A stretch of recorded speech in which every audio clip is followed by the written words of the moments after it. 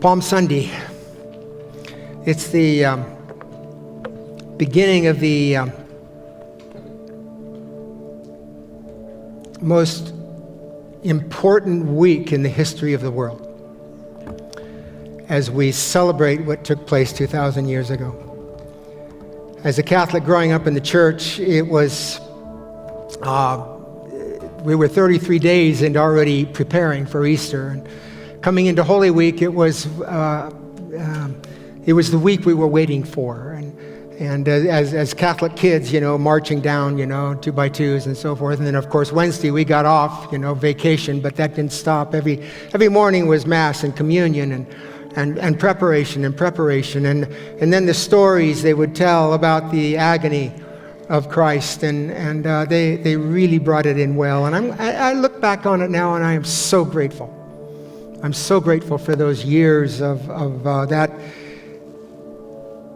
beautiful story being drilled into us. I want to ask us a question this morning. As we look at the rest of the week, we look at the Thursday, the arrest, the agony, the suffering, the whipping, the crowning of thorns, the trial, and the yelling from the crowd, "Crucify him!" and eventually his being crucified on the cross, and then 3 days later he raises from the dead. As Jesus was facing this week, knowing what was going to come, and now we being around, most of us that are very aware of this week and what it's all about. It's easy to go through the week and just kind of celebrate it without pondering the real meaning of it. And I want us to be able to ask the question again: why? Why? Why would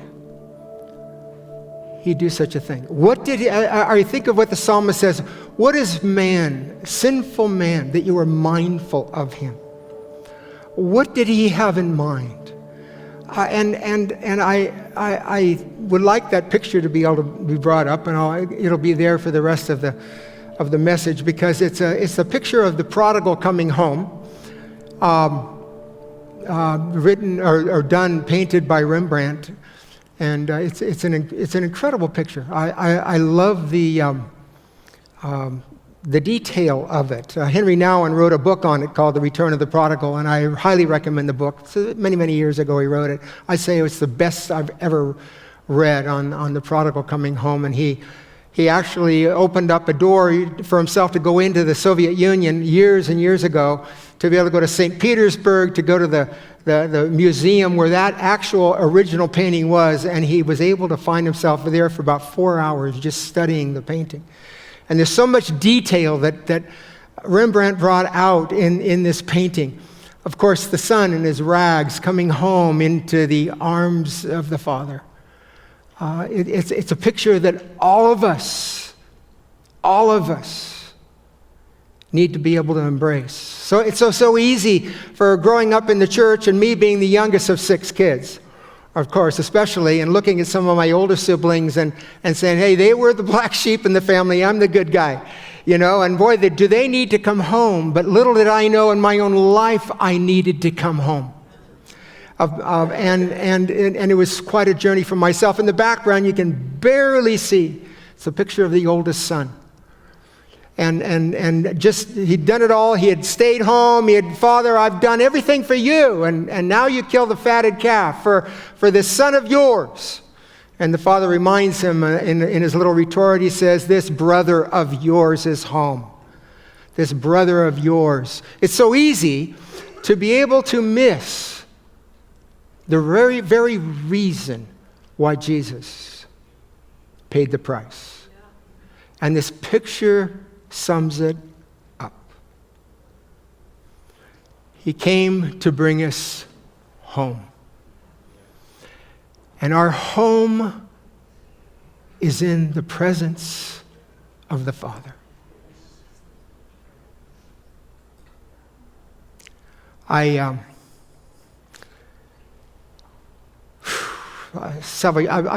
grew up in the Bay Area, a Giant fan.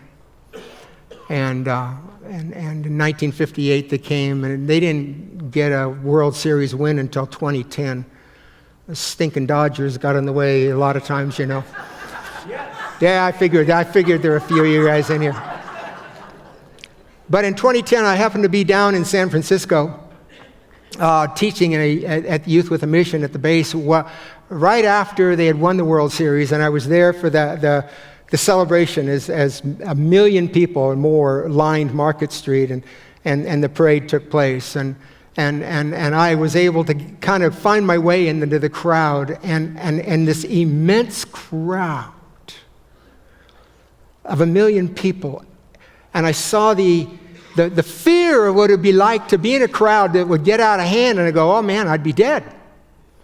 But the sound of that crowd, as their heroes, our heroes at that point, were driving by in their little cabooses, was like the sound of many waters.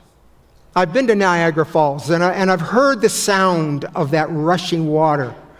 They say the first pioneers that came, they heard that roar a day and a half's walk away before they ever came to the falls. And when you're right next to it, the roar is so powerful. And then later on, after the parade, you know, they go and they met in Civic Square, and then the guys, the heroes, the baseball players got up there and they gave their speech of what they did. You know, and well, I hit a curveball, and I can't even tell you what it was anymore. I can't even tell you who they were playing. And I'm thinking, here we are with 1 million, and the thing hit me of these 1 million people with a sound of many waters cheering for these feats that I can't even remember anymore. Right. And then before I came up here this morning, I looked into Revelation chapter 7, and it talks about the sound of many waters, of what it's going to be like for you and I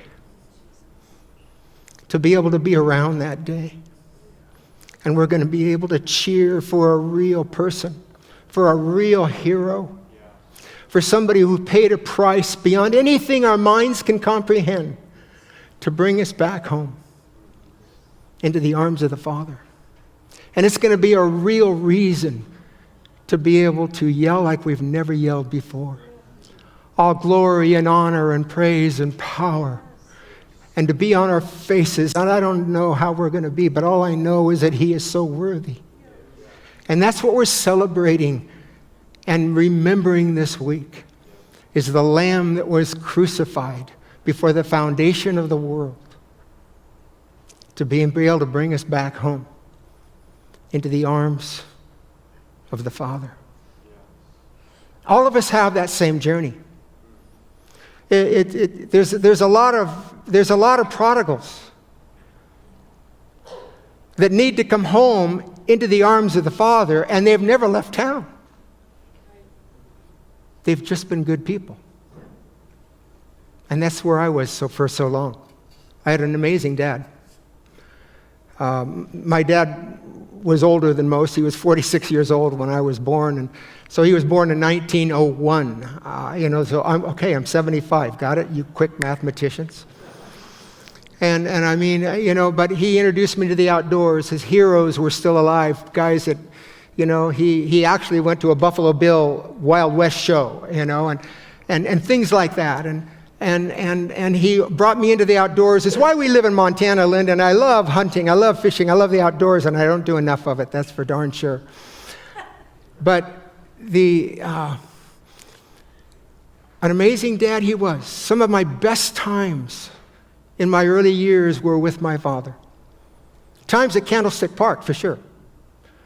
Bases loaded, bottom of the ninth, 2 outs, bases loaded. And Bobby Bonds comes. Bam, and we beat the Dodgers.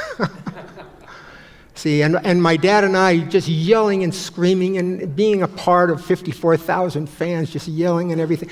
To be able to be out in the duck blind and to be able to have times with him hunting and fishing and him teaching me how to cast a fly rod. and cast a fly and never use spinners. That's what those LA guys do, you know. But the only way to properly catch a fish is with a fly, and this is how you do it. And oh my goodness, the times with my dad. But to have that type of closeness with my dad, and to be able to look back years later and to be able to go, amazing times with this amazing father, and I never knew him. What do I mean by that? What do I mean? I didn't know him. I just talked about amazing times with an amazing person, and I didn't know him. In 1975, he died of cancer. And we could see it coming, and it was one of those things where we, I could see it coming, and even though we'd had these close times together, intimacy would not define our friendship. The word love was not used in our house because that was kind of a mushy word. Hugs didn't happen. Because you're going to be a man, and men don't do that kind of a thing. The closest I ever got to my dad was a handshake, and I didn't grow up going, oh, I wish I could be hugged. Because the way you grow up, that's normal. That's just, a kid adjusts to that kind of a thing, and I adjusted well. Except when the crisis came, and I wanted to be able to connect with this man who I loved so much, and to be able to say, Dad, thank you. Thank you for being a good dad. You've been a neat dad. This sounds not too intimate, but for me, that sounds to be easy to say, huh? And as I'm driving him from Petaluma down to San Francisco, 40-mile drive, I'm wanting to be able to say, okay, this is a time, just you and me here, and we're going to be able to do it. I'm driving him to chemotherapy, and each day I'd fail. I couldn't get it out. I couldn't get the words out. Why? Because he wasn't that way. Train a child in the way that they go, and when they're old, they won't depart from it. And he had trained me that you just don't do this kind of stuff. The intimacies of the heart were not there, and yet he knew I loved him. I knew he loved me. Isn't that enough? No, it's not enough. Because communication is so key. And I remember the last day that I saw him, we thought he'd be living for a while longer, and he was in the hospital. I had driven him there, and I put him into the nurse put him into the bed, and we talked for a little bit, and I still wanted to connect. I wanted to say something, and I said goodbye, and I walked over to the door, and I looked back, and the first time in our relationship, his eyes were communicating. His head was up, and he was looking at me. No words. It was just this long, pregnant pause. It would have been an amazing time to be able to go, okay, let's talk. But I couldn't. I didn't. And I gave him the old Praetzel wave, and down the hall I went, and next morning the phone rang, and my dad was gone. A week later, we're at a funeral, his funeral, and I'm all smiles. It was at his funeral we turned the business over to my brother. Linda and I had taken over the family business, and we were set free to be able to pursue the calling that God had on our lives and missions. And I'm all smiles. The grace of God is on Jerry. Isn't that amazing? And I'm going, yeah, the grace of God is on me, and we got in a couple of years of Bible school, and then we found ourselves in YWAM, living over in Austria, working in Eastern Europe, living in this little castle in the woods. And 60 staff and YWAMers from all over the world. We had an incredible few years there. But we had a love feast one night, and in a love feast we'd have this special dinner, and followed by a time of worship, and then maybe somebody or a few people would just give different words, and it was just precious times.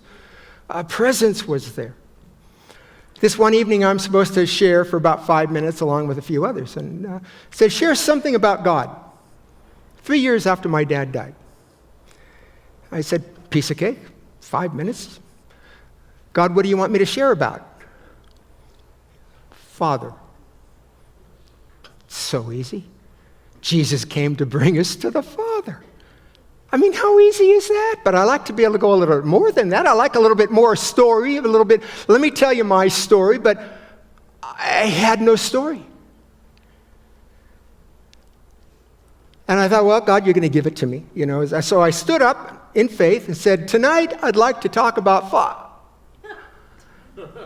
And it hit me. And that grief that I'd pushed down for 3 years just exploded. And I crunched and I wept and I'm weeping in front of these precious people. Nobody's saying anything. I'm just continue weeping. I said, I think this has something to do with my father,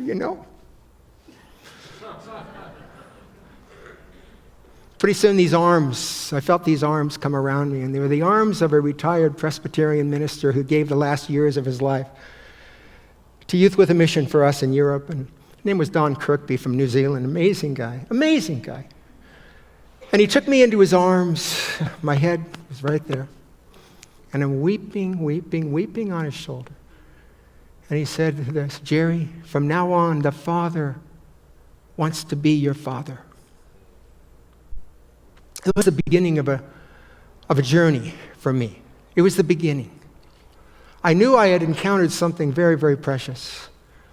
It was about 12 years later. And I've shared this here, I think last time I was here. I'm just walking on a road after a very, very difficult time. Think about being in Youth with a Mission for 15 years. And it took 15 years for the coin to drop from here to here. To hear the words that every one of us need to be able to hear. For me, it came like this, Jerry, I love you. I didn't have the ears to hear it. It's amazing how long it takes for us to be able to develop the ears to hear everything that God wants to say to us. But see, my ears had been developed in a different place. I thought I had the perfect father. And by the way, you could be an amazing parent, but you could be, because you're an amazing parent, your kids think, well, I grew up in the perfect family and therefore I don't need this. But I'm telling you right now, you need this. Every one of us needs this. We need to be able to hear the same words that Jesus heard as he was coming up out of the Jordan. And the Holy Spirit landed on him in the form of a dove. And he heard his own father say to him, you are my beloved son. In you I'm well pleased. I love you, and I'm proud of you. I'd never heard the word I'm proud of you in my entire life. 2 weeks after he said, I love you, all of a sudden I'm just walking along and he said, Jerry, what? By the way, I'm proud of you. Have you ever heard those words? The last 30 years, Linda and I found ourselves doing a workshop, and I've talked about it here, and it's taken us all over the world.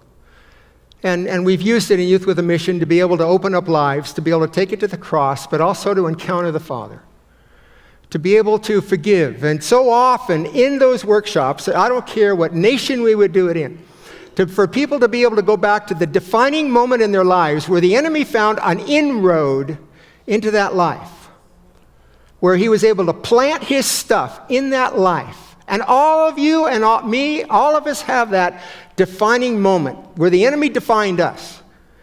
It could have been a divorce. It could have been molestation. It could have been a teacher. Where people who were assigned to be able to do to be able to exude God and to be able to mentor us, to help us to develop ears to hear God so that we can run with him, and failed us. Why? Because a father who was harsh and ruined had a father who was harsh and destructive, who had a father, and it could go on for generations till somebody wakes up and comes back into the arms and starts a generational line of people that know the love of the Father again. And it's what you and I are called to do. Paul says, therefore we are reconcilers. We've been given this ministry of reconciliation. I can't tell you how hard it took how hard it was for me to be able to learn to be a father, to hug, I hug Linda, no problem. To hug our son Steve, I learned how to do that. And it wasn't hard. But all of a sudden, I'm finding myself with people opening up their lives next to me, and I'm going, I remember, right when I was learning how to do this, we were in a workshop. This woman was mentoring Linda and I, and there was about a 28-year-old, very attractive woman in the chair, and she starts opening her life, and she was talking about how her life was just destroyed by men, starting with her father, how he had molested her and her brother, and then different men in the neighborhood and boys, and then through high school, hit on, and her life had just been one destructive relationship after another, all at the hands of men.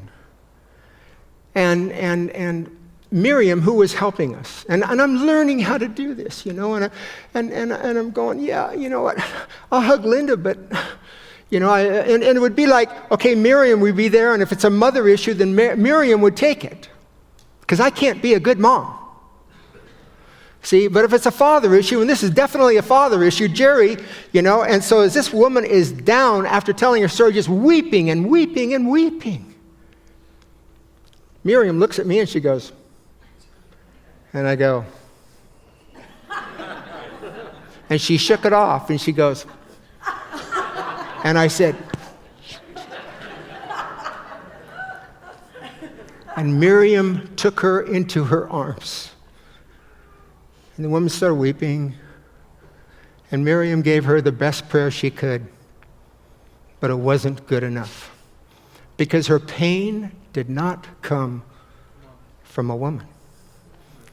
And with her in her arms, Miriam looks at me and she says, Jerry, she needs the love of a father. Yeah. I said, okay, and as soon as I got up, I was free. I knelt down in front of her and I said, is it all right if I be a dad for a little while? And she said yes, and she fell into my arms. And as she's there weeping on my shoulder, I felt the heart of the Father coming through me and just telling how much he loved her and how proud he was of her and her being able to forgive men. And I, being a man, saying, would you forgive me as a dad? Would you forgive us men? And I'm telling you, the Spirit of the Lord came on and just set her free. It wasn't long after we took a break. And she came up to me and she said this, thank you for hugging me. That's the first non-sexual hug I've had from any man in my entire life. I asked for this portrait to be put up here because there you can see the title, Home. Simple. Because that is our home. Every one of us has a story. Every one of us is a prodigal. Every one of us needs to be able to allow the Holy Spirit to lead us back into the arms of the Father. Every one of us needs to be able to hear those words, I love you. I could keep you here till 6 o'clock tonight. I'm not exaggerating. And I still wouldn't run out of stories to tell you. Powerful stories of people that we, just Linda and I, that Linda and I have had the privilege to be able to be a mom and a dad. As we hear their story and be able to take that pain to the cross and to be able to see the great exchange of the pain and heartache for the love of the Father, and to be able to be the arms of the Father or the arms of a mother, to be able to allow them to weep. I think of 10 years ago, we were in Kona, Hawaii, in a discipleship training school over there, and in that school was a young Mongolian woman, and she had grown up, just in a yurt, and they were you know how they were back then, just travel from place to place, pick up the yurt and move and so forth. I mean, just total. She said she talked about her father, her father did not want a girl. When she was born, he would not even recognize her birth at all. And just, in fact, didn't even name her. And finally, the name she ended up with in Mongolian means no name. She talked about her little brother who wandered away in a 50 below zero blizzard one time and died and froze to death. And all of a sudden, after the Soviet Union collapsed, a lot of Koreans and other missionaries came in and so forth, and they grabbed her and brought her over to Seoul, Korea, where she was able to be educated. At that point, she already had a master's degree, incredible woman. And here we had this time of coming home to the arms of the Father. And she told her story. All I could do was say, is it all right if I just, and you know what I'm talking about. And she said, please. And I prayed for her, and then I said, is it all right if I hug you? And I knelt down in front of her, and she just again fell into my arms and wept and wept and wept. And it's such a precious gift to be able to be a partaker in such a moment, to be that connection between the pain of earth and the love of the Father. What's your story? Have you allowed Jesus to redeem your story? So many of us will come forward and salvation's wonderful, that we recognize we're a sinner, but our testimony stops there. And there's so much more. There's so much more. I'll close with a story. I told it last summer to the first service, and the second service I told a different story. I'm pretty known for that. As a matter of fact, this is a different message than first in a little way. About 25 years ago, I tell this because it amplifies everything I'm trying to say this morning in such a beautiful way, because it covers all of the bases. About 25 years ago, I'd come home from a series of doing workshops and very tired. This kind of stuff tires you out. And it was fall and time to get the firewood in, and I love that kind of thing. I love going up into the forest. I love just finding a dead larch or red fir, and you're just dropping that sucker, and you just feel good about it, And I found this, a road opposite the West Shore State Park that takes you up, and here I was on the hillside overlooking the Flathead Valley, the lake, and I was in heaven, just enjoying it. Dropped a couple of trees, and I just felt great because I was by myself. See, and up comes this little truck. And bearded guy, he stops. How you doing? I have my chainsaw in my hand. Good. What are you up to? Oh, he had a rifle between the seat and a pistol next to him, Telling this in New York City, I've done that. It has a different connotation. Right? And he says, well, I'm crippled. You can see my license plate. I'm disabled. He says, my back is deteriorating. I get to get here a week ahead of you guys, and I might be able to find an elk. I said, that's cool. Good. He goes, well, what do you do? I said, I'm a minister. Nobody wants to talk to ministers, right? Because I'm literally hanging onto my chainsaw. And he says, oh, what kind, Christian? I said, yeah. He says, oh, I used to be that. He said, my wife and I, we were a part of a church over in another city, big city. She was on staff. She was one of the teachers. It was an incredible church, Bible school and everything attached to it. And just an amazing, she was a great teacher. But to make a long story short, he says, my wife ended up running off with that pastor. He said, I'm a loser. He says, I hung around for a little while and tried to tell my story. Nobody listened to me. He says, so I'm a loser. What do you expect from a loser? He says, I've been an alcoholic for the last 19, 20 years. Just came from a bar in Lakeside. That's all. I'm just a loser, an alcoholic. Well, I put the chainsaw down, and I said, wow, that's a heavy story, huh? He goes, yeah, what are you going to do? I said, I'd like to help you out a little bit here. I said, have you ever forgiven your wife? He says, yeah, last year at our daughter's wedding. Had an amazing time with her. She's an amazing woman. I still love her. I forgave her. I said, what about that guy? And he looks at the guns. And he said, buddy, if you were that guy, you'd be dead right now. I said, well, that can be a reason why your back is deteriorating. The stuff that's on the inside starts working itself out. And the answer he gave me was, the feeling of, you've been hurt and you want to be able to milk it for everything you have because it's your story. And it was worth it for him. And I said, it's something like, we got to take care of this. And I talked about forgiveness for a little bit. And I said, I developed a little bit of this all took place in about 20 minutes.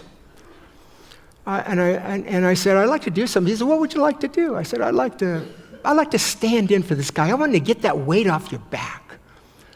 He says, well, go ahead, And so I got down like this. He's still behind the steering wheel, and I looked into his eyes, and I just said, I'm going to represent that man. And I wanted to say this, would you forgive me for stealing the love of your life away from you?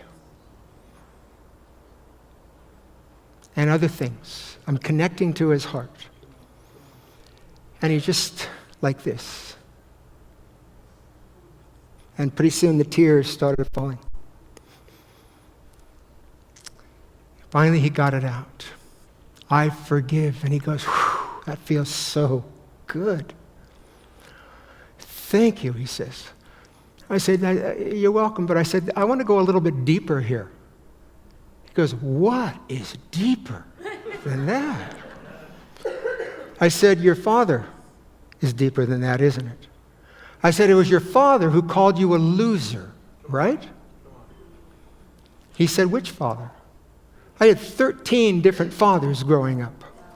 His mother just would keep bringing home these men, and one of these men was the loser. And, a man who had a horrible father, who had a horrible father, who had a horrible father, until somebody says, enough is enough. Amen. And I said, you know where we're going with this, right? He goes, okay. And I said, I want to get you to forgive this man. And so I got down and I just said some simple things. I said, would you forgive me? For not being a dad. I could have been a good father to you, but I wasn't. Instead, I brought this pain into you. I can't remember the very words, but I was connecting to his heart. And each word, you can see again, he was just white-knuckled on that steering wheel. And where he was crying before, now we have this little term, it's called bubbly snot. And that's where he was. And I mean, in the middle of it, he goes, I didn't think I was coming up here today to do this, Finally, he goes, I forgive him. Oh, that feels so good. I said, there's something else I'd like us to do. What's that? I said, you need to get back with the Lord. This is a setup, right? And so I just able to come back to the Lord. It was easy. Jesus, I just give my life all over again to you. It was beautiful. And when I was done with that, I said, one more thing. Anything you want, he said. I'd like to be able to just pray for the Holy Spirit to come on you. Is that all right? He goes, sure. And I laid one hand on his head, another one on his and I mean, the joy of the Lord hit that guy. A few minutes later, he took off. A thought came into my mind, he who refreshes others will himself be refreshed. He came back about a half hour later, hardly slowed down. Jerry, it's a new day.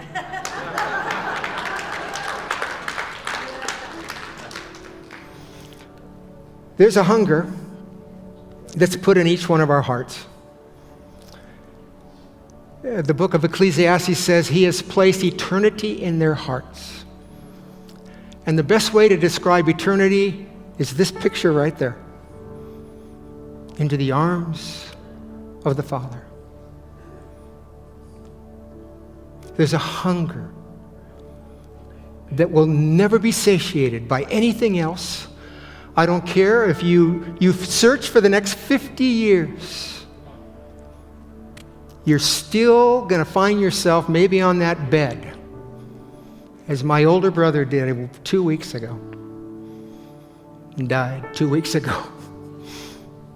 A guy who had 50 years of trying to make the church pay for all of the legalism and horrible things that was inflicted into his life as he was studying to become a priest. But in the last year or so, I was able to have talks with my brother on the phone and to be able to bring this message to him one time. I didn't think I did until Linda reminded me, oh, yes, you did. And then I remember the times of just saying, Mike, let me tell you my story. And to be able to hear my brother weep on the end of the end, where he really literally laid down his weapons against the church. Jesus said, blessed are those who are not stumbled on account of me, and we represent Jesus. And all of us have done it. I've done it. I've stumbled people. But it's so much easier, so much better to be part of the reconciliation process. We are made to breathe the air of intimacy that only the Father in heaven can give us.